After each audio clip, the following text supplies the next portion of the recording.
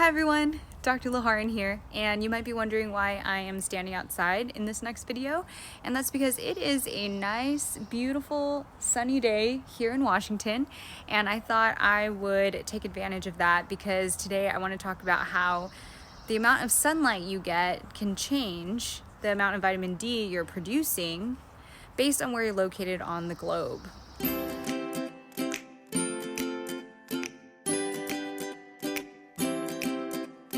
But first, we should talk about how vitamin D is synthesized in our bodies. So vitamin D is called the sunshine vitamin because when we step out in the sun, the UV rays penetrate our skin and it reacts with a cholesterol molecule in there.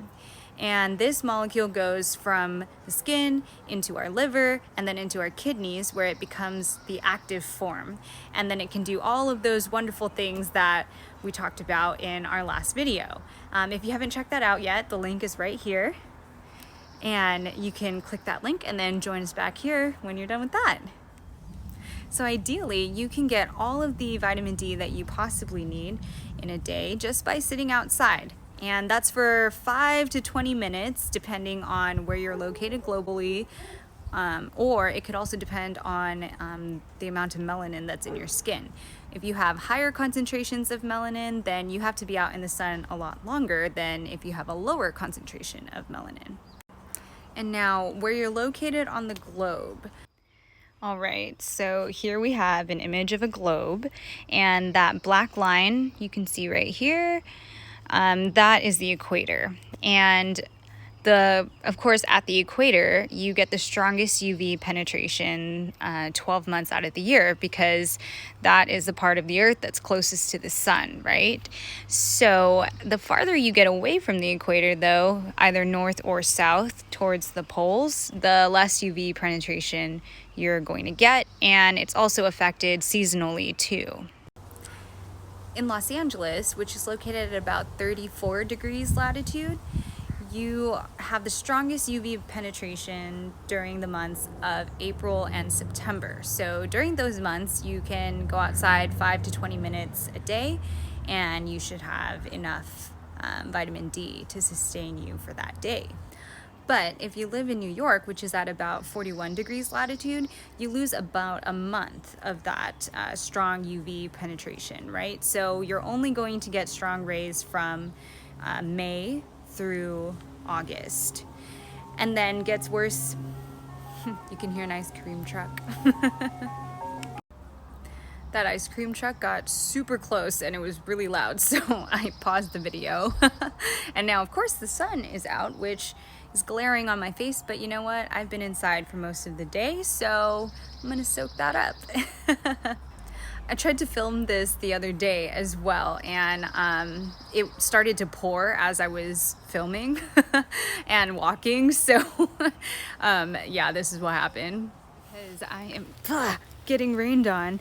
Wow, that one went right in my eye. Okay, hang on.